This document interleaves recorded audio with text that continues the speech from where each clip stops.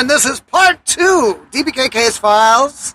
Sitting down, this is, we're recording it live, but you're going to hear it tape delayed a week from the last one. So when you're hearing this, it'll be a week later, and our good buddy Wild Bill will be the Kentucky branch of D.B.K. Casefiles. Oh, I guess this is where I say hi. Hi. Yes, we just finished, I guess, when you hear this, it'll be last week's episode. We just finished up on, some of the stuff that we were chit-chatting about, which was squatch nests and things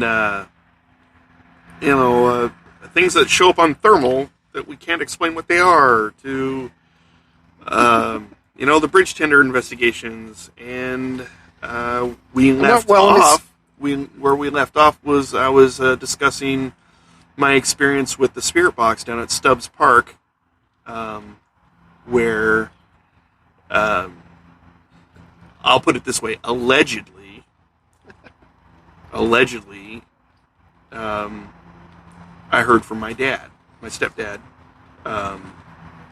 And that was the other thing, is because there was so what happened there was it said stinker. I asked it to repeat it, and it repeated again.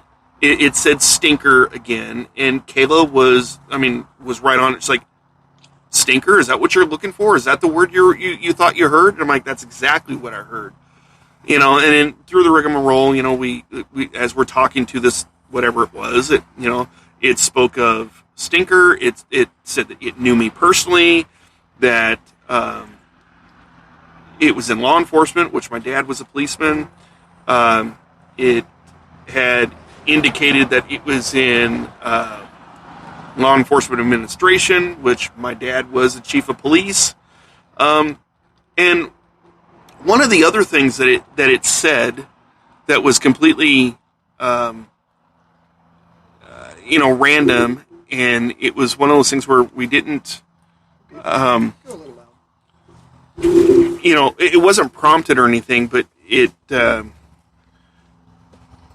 was definitely something that I've always wrestled with, because, my dad passed in 1986, and I was, I was just shy of my 11th birthday, and I kind of grew up with some hard knocks there, not having my dad around to kind of teach me how to be, righteous, upright, moral human being. I made a lot of mistakes, became a drunk, now I'm reformed. It was one of those things where I'd always wrestled with whether my dad was proud of me or whether he would have been proud of me. I know that after he died, I wanted to go into law enforcement. I made it as far as doing security, and I learned how to do investigations. So that's why, and that's definitely what I employ when I do my investigative work in D.B.K. is the skills that I learned in being a security officer, in investigating, physical evidence, and investigating, what people say to you, how to read their body language, and try to determine or discern whether they're telling you the truth or not. I try to employ those as much as possible. But, this thing, it spoke very, very specific things that, not even Darren was aware of. Darren knew that I had a stepdad that was a policeman, and you knew that I wanted to be a policeman like my dad, and it never happened. But the other things of the uncertainty, the always wondering, and I never really talked about that. So for you and Kayla to hear that, because remember it said proud, and Kayla's like, you're proud of Bill, aren't you? And it said yes. And that was a wave that kind of washed over me there. Well, if you remember that the rest of that day, I was pretty somber after that. That was a very moving experience for me. Well, okay, now if you want to go and discuss it in a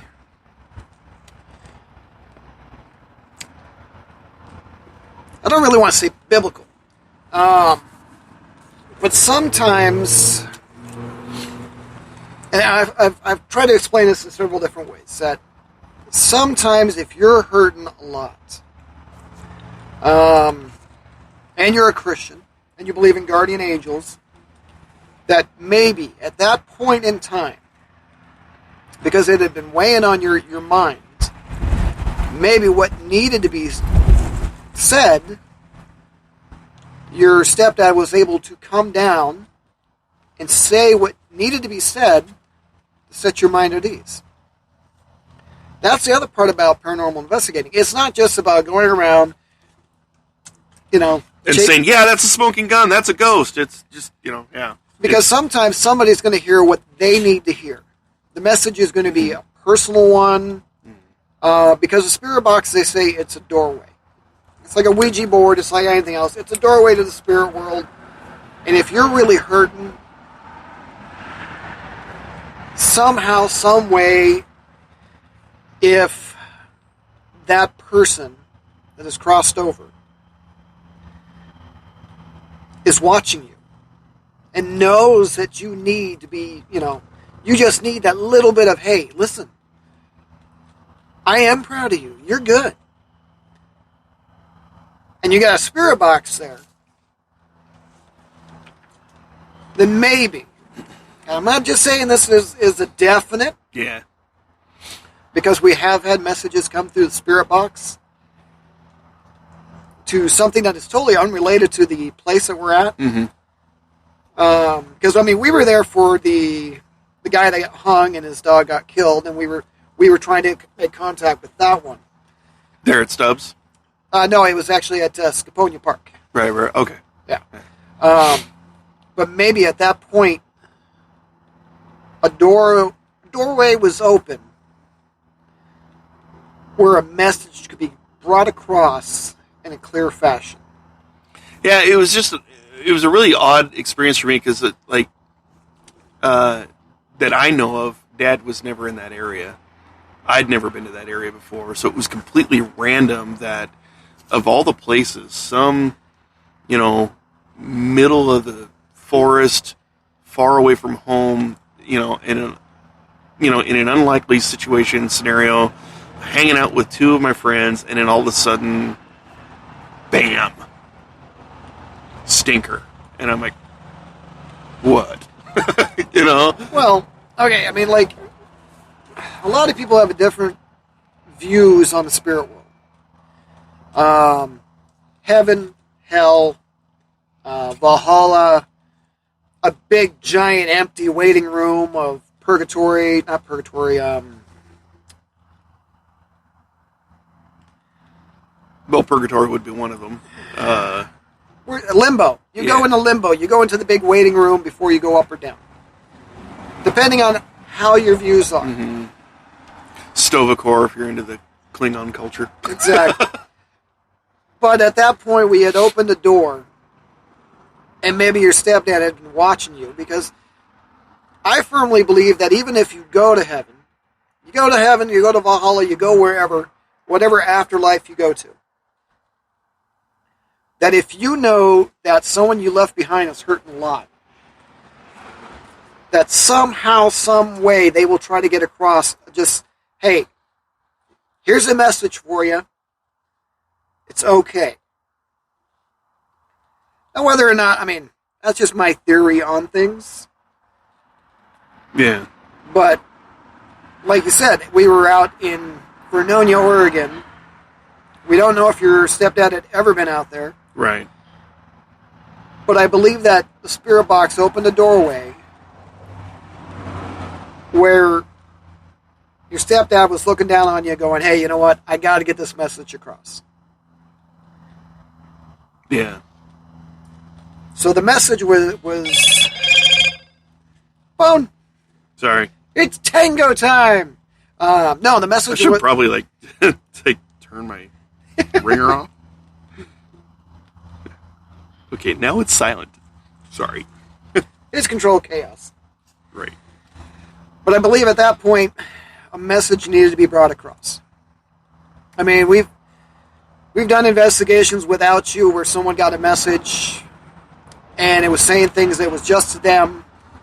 But, I mean, like when we did the Klondike back in October, one night we got a couple things for one person, and they were like, yeah, I believe it was their grandmother. My grandmother's never been here, but this is what she used to call me. Right. So she felt better about things. So I would like to say it's a demon fucking with you. On some and that's kind of how I felt. I felt it was kind of something along those lines. Because, well, hey, why not? But I mean, they weren't. If it was a demon, they weren't trying to lull you in anything. The words that were coming across the spirit box were comforting. Yeah. Uplifting. Yeah. And trying to let you know, hey, it's okay. Yeah, yeah. In a lot of ways, it really kind of it was an experience kind of similar to what you see on that show Crossing Over. God, what's his name? John something. John Edwards? Yeah, yeah. And he, it almost kind of felt like that in a way that it was, the only difference was John Edwards wasn't there saying, John Edwards wasn't there. I've got a name in the crowd that starts with a W or a B. Yeah.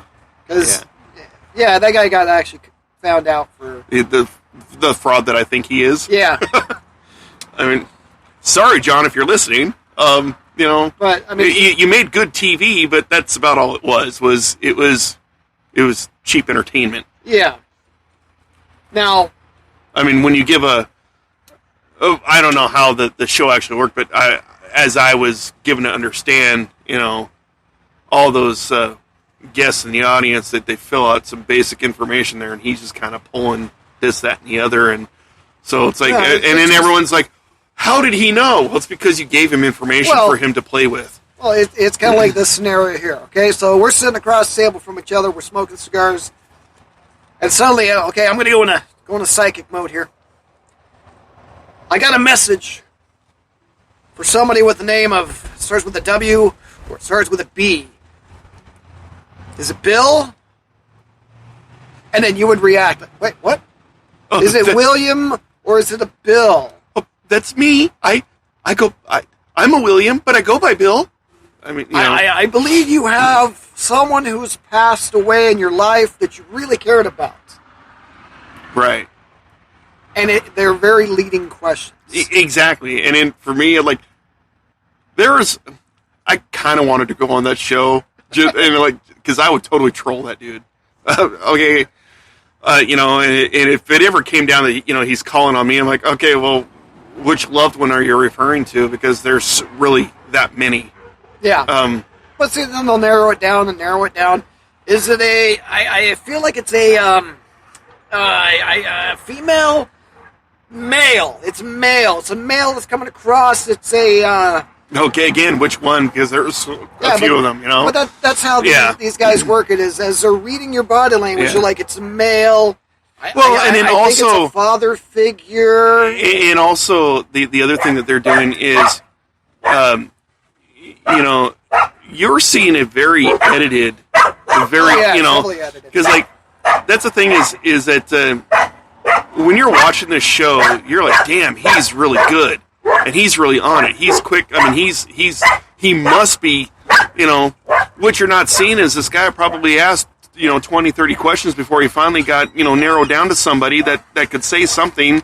And then, then he's got him on the hook, and it just took that long. Well, what they do is, in the editing process, they're editing it down to like 5 questions or less. Yeah. So they're making him look like, like, he's the legit deal, when it's like, you ask enough questions and you control anybody. Right. And now on the line of people we think are nice but are really complete and total douchebags. I know quite a few. I meant in the paranormal community. Oh, okay. Not in the real world. No, not in the real world. Oh, okay. I'll refrain. Well, okay, so I don't really know a whole lot of people in the paranormal community, and those that I have met, they seem to be pretty genuine people, like Aaron, for instance. I'm talking about TV hosts. Oh yeah. I was say Aaron's a pastor, and he's the legit deal. Saw James the other day. He was like, I looked at him like, you look kind of familiar. He's like, yeah, you do too. I'm like, yeah, like you ripped your pants when we were up looking for the Pisgah house. He was like, Bill, and he came and gave me a big hug, and he came into work. Yeah. So it was like I hadn't seen him in a long time, so it was a nice treat to see him. But yeah, game show. I mean, show hosts. Yeah. Well, okay, now like I always use the hashtag not Zach Baggins. And I think we've used that for every public investigation we get into. We address right at the beginning. This is not Ghost Adventures. Right. I am not Zach Baggins.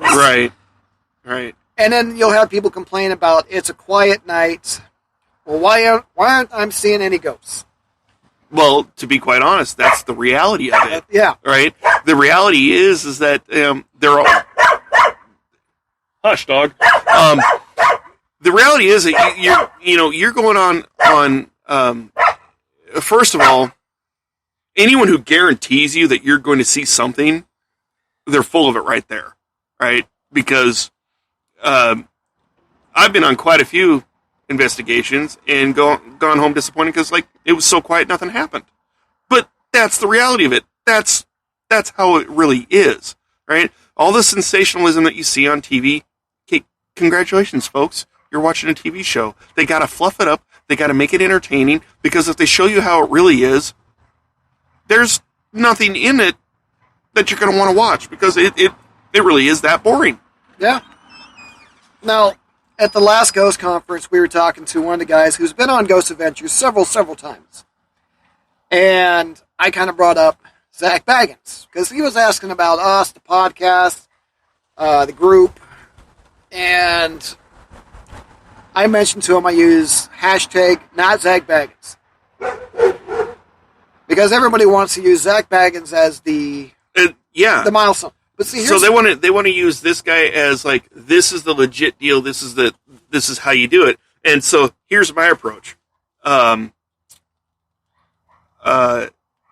hunters, Grant and Jason. Okay, yeah. You got to look at where do these guys come from? Well, okay, they're plumbers, right? They did this ghost hunting thing as a side gig and got really good at it.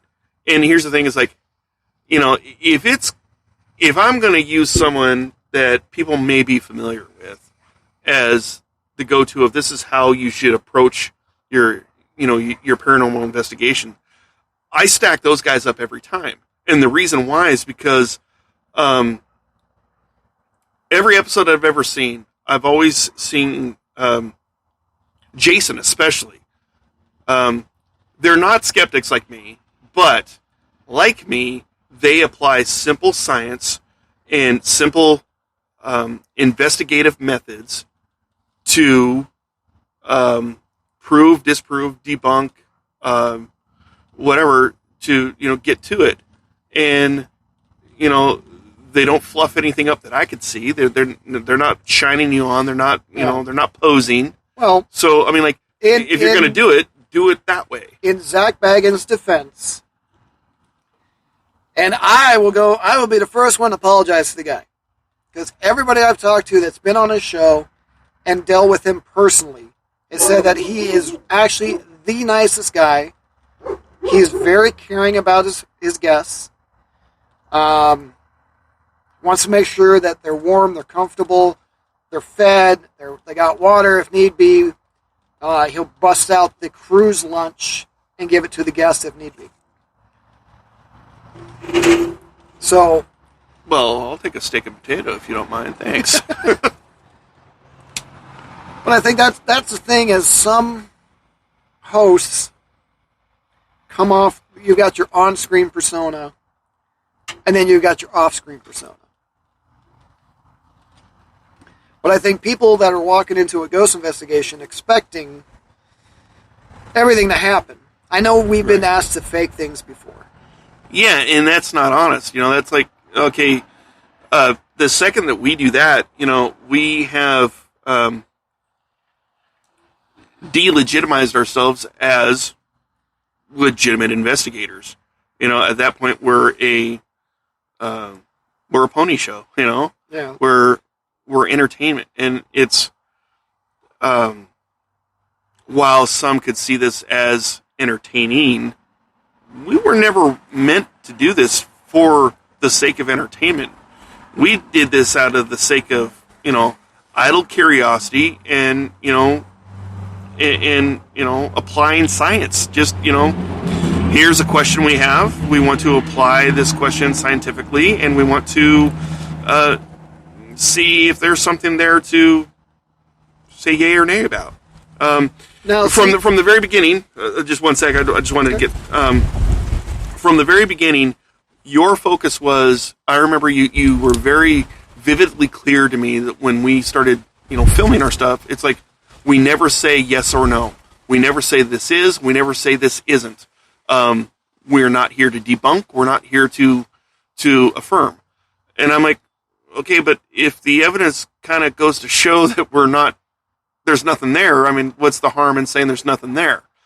But I do remember what you were getting at. It's like, because this is informative only. We're not here to say that we are the authority on the subject. We're, you decide. You the viewing public decide. And I was like, okay, I can get behind that. Right. So. Well, there were some cases that we debunked after just like a couple hours. The Bandage Man to Coos Bay. Now, when the Bandage Man legend came out, Coos Bay, Cannon Beach, was a lot different. Yeah. It was not the mecca it is now. So on that degree, I think we should rethink that a little bit. And instead of just debunking it, maybe saying, okay, the Cannon Beach we were in was not the Cannon Beach of that time. Well, and the other thing with that is it was very difficult to get any kind of local feedback on that. Because remember, when we went into that a bar or restaurant or something like that. Yeah, the Bill's Bar. And we went in there and we sat down. I had my root beer, and I don't remember what you had, but the waitress comes around and you just casually ask her about the Bandage Man, and the look on her face was all I needed to see, because she looked at us like, oh, you got this again. You guys are a couple of kooks. I have nothing to say to you. That just no. There's just and I'm too busy to answer your questions. Got to go by, And I was like, okay, well, and that's where it's really difficult to do an honest investigation when no one wants to, participate or to assist. Well, we never made it down to Devil's Lake in Lincoln City. The lake itself is only 20 feet deep. Yeah, I went down there on my honeymoon. We won't discuss that. Now, the local tribe still does, I believe. I'd have to talk to some people. But they used to do an offering once a year to the lake monster. Now, the interesting thing is, what do we have on the coast of Oregon that gets very large and can squeeze through little tiny bits of water to get to a bigger body of water? The Pacific octopus. Ah, yeah. So all the creature, the lake monster of Devil's Lake was described as having tentacles. Okay. That stands to reason that it probably could have been some form of an octopus. Yeah. Yeah. And so with the tribe still giving offerings and everything else like that, it kind of makes sense. Because, we've had whales come up and down the Columbia River out here. Wow. I didn't think they can live in freshwater. But then again, there's I have heard of cases of of sharks getting as far as Rainier because there's just enough salt salt content in the Columbia River. Now, mind you, you got to understand that Rainier is, for those the listening audience, Rainier is like something like 47 miles or something like that from the coast. Yep. So we're talking 47 miles inland of a major river that dumps out into the ocean. The sea lions come all the way into Oregon City. Yeah. Where I'm from. Well, down at the locks, or not the locks, but the Willamette Falls there. That's where they hang out because they're chasing all the salmon down there. Yeah. Well, last summer they had a whale out front of the courthouse. It was on its way down to Portland. I don't know if it ever got turned around or what all went on with that one, but there's video of a whale breaching. Yeah, and you would think that it would, it's a seawater creature, you would think that at some point it would there's not enough salt content here, got to turn around and go back. But it breathes air. So it doesn't need to have salt to breathe. So in some regards, some legends that we've investigated could have some reality and fact. Now, I'm not saying the Bandage-Man's a fact. I mean, we'd have to do a little bit more searching. I got it. Okay. Okay. The whale was looking for the aliens. Well, okay. For the listening audience, there was a. We did touch on this. I think we do a podcast, or did we did some form of recording where we were discussing that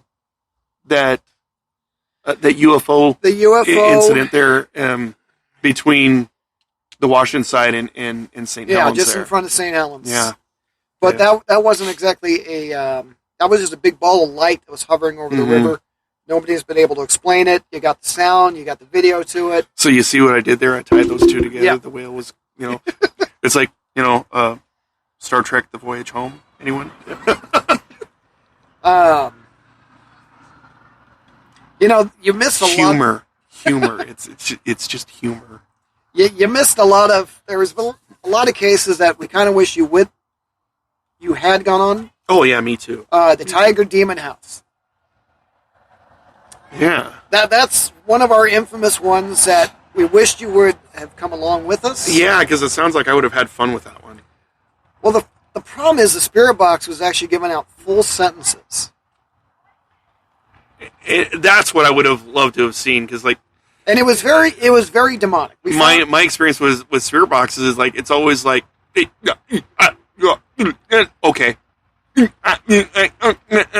Ken. This one was... Here. Me. Now. Well, the Tiger Demon House was actually giving out full sentences. I asked, "Who are you?" And we got, "I am the Lamb." Not broken up, one full sentence, same voice. I am the Lamb. I said, "No, you are not the Lamb." "Who are you?" "I am your God." "No, you're not my God." "Try again." "What is your name?" "Worship me." Same voice, 3 sentences. Everybody heard it, and it was just if you heard the last podcast, I briefly spoke about my Christian faith. I am a Bible believer. I would have had fun with that. I would have absolutely had fun with that because of my biblical beliefs and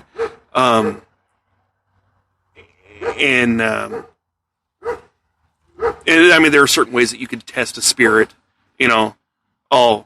I'd have put that one through the rigmarole right there, and I would have had fun playing with that one. See, here is the problem we found out later down the road. Now, okay, not every investigation has an absolute conclusion, where at the end of the night, everybody's happy, everything's settled. And I'm not talking a public investigation, I'm not talking to City Hall investigations, I'm not talking about the fun investigations. I'm talking about the ones that we get called in on, come in, I have something, in my house. I don't know what it is. Yeah. So that one, we blessed it. We Aaron did the oil on all the doorways, all the people. The owner of the house was a Catholic, hardcore Catholic. So he definitely believes in the power of exorcism. Yes. Yeah. So we did all that. He gets a hold of me a couple weeks later. Come to find out, his girlfriend, her ex-boyfriend, was a hardcore Satanist. Jeez. They had been doing a lot of rituals. Mm-hmm. And then he offered himself as a fucking blood sacrifice. I'm going to have to mark this one as not suitable for little children as well. I was going to say, did we mark this one explicit? Oh, I will. I was trying to curb my language, but now... No. Don't curb it. Okay. I'll mark everything down. All right, now it's game on. It's controlled chaos. Yeah. So we come to find out that he had offered himself up as a blood sacrifice. Wow. So the ex-boyfriend has died by suicide. Okay, so was it at this location, at this home, home? I'm getting there. When she moves out of the house she had with the ex-boyfriend, and she was doing all the fucking shit with, the rituals, the writing of all the tomes, the books, the grimoires. She put all his shit in a box and left it in the garage at the new boyfriend's place. So that would have been really good information to have had before you started the investigation. Like, get rid of that box first. Yeah, the owner actually ended up burning everything, and all the problems ceased because it came back. He heard there was a dog running through the hardwood floors when his dog was laying in bed with him, and he only had one dog. Wow. She was talking about the bed shaking when he's at work, lights coming on and off. I mean, we saw a shadow coming down the hallway. We had all those motion light sensors. Yeah.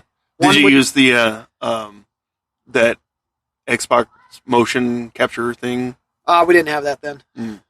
That one was the Tiger Demon House. We just had the motion sensors. Yeah. And the shadow apparently comes from the base of the hall to the end of the hall. Mm-hmm. And we put out 3 lights coming down the hallway. One turned on. The next one turned on. The third one turned on. The other 2 turned off. That third one's on for a while. Then the middle one goes on again. The first one goes off. It comes up the hallway. We look over. We see a shadow that's a little bit heavier than the rest of the shadows. Then it goes back down and the lights go on, off, on, off, on, off, all the way back down the hallway. And that's when we started asking, okay, the way to get a demon is you got to know its name. And that's when we were getting the I am the Lamb. And so he's basically mocking the Trinity, yeah. Well, the owner who's Catholic, he was mocking, and he was offering, trigger words to invoke a response out of this devout Catholic man, and yeah. Well, see, he didn't believe in ghosts until that night. Okay, let me rephrase that. He believed in demons, but he still had his doubts on demons. Then after all that, I used to think that those who swore having like demonic possessions or demonic interactions, I always thought those people were off their rocker. I always thought those people were just they're you're bipolar, you're just certifiably nuts or whatever. And well, I'm not bipolar and I'm not certifiably nuts, but I had my own experience that really made me a believer that the demons are real and that demons, they do what you hear in the stories. if I may, I'll tell the story. Go ahead. I don't think I've ever told you this story. You got 10 minutes. Okay, so Well, technically, you got 8.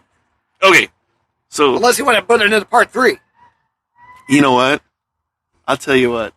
Just to keep you, the listening audience, to tune in again, to tune into Wild Bill while I'm still here. I'll put that in part 3. All right, we're going to go to part 3. Okay. We're going to go ahead and cut this. Part 3 will be next week with the Wild Man. We'll try to cover demons. And spirits. Spirits. Oh, Whatever. and then we got to talk about the Klondike. Yeah. Because always got to talk about Klondike. All right, so we going out. See you next week. Auf Wiedersehen.